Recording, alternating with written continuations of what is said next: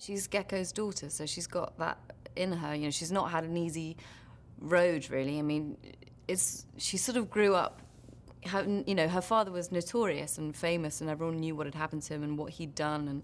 And you know, we figured in our backstory that the first 7 years of her life, he was sort of on appeal, so hadn't yet gone to prison, then went to prison and spent, you know, so her whole upbringing was just clouded by courts and her family splitting apart, and so she's kind of had to get through a lot, and she's obviously gone completely the other way from Gecko and gone into a more altruistic way of living, and she has proper values that he doesn't have.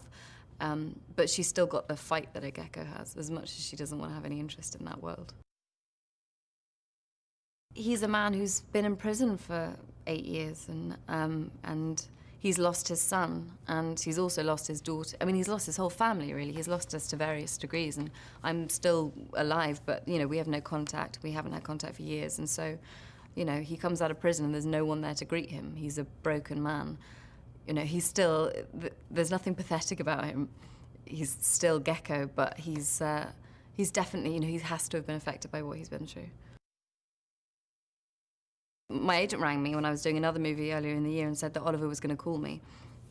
It felt like the Tooth Fairy is going to ring you, and I was like, oh, Oliver will hate that I've compared him to a Tooth Fairy. But so I got the call, and he was in his car, and he was talking in his Oliver way, which is, you know, sort of sometimes fast and inarticulate, because, you know, his mind goes really, really fast, and he has so many thoughts, and he's super intelligent, so sometimes he doesn't, you know, he just tries to get everything out. And it was a car phone, and I was in a restaurant, and I was like, oh, God, I don't want to say the wrong thing. And he said, you know, I have a script, but it's not ready now, but I really want you to play the part of Gordon Gekko's daughter.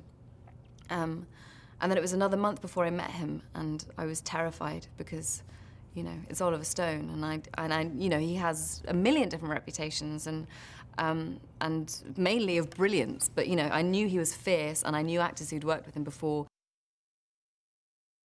For me, it's so much less about the finance side of things, because my character's just not involved in that.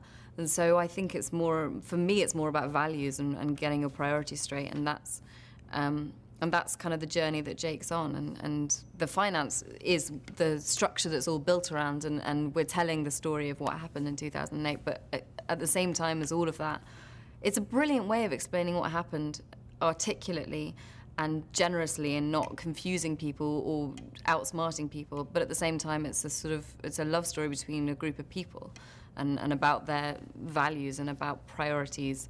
And I think that's what it is. And so it does have a more hopeful side and a more human side. We got on from the first time we met in Oliver's office, and 3 of us sat down, and Oliver sort of will pick one of us apart and pick the other one apart, and then make us, you know, have an argument, and that sort of gets things, you know, you start having debates about things.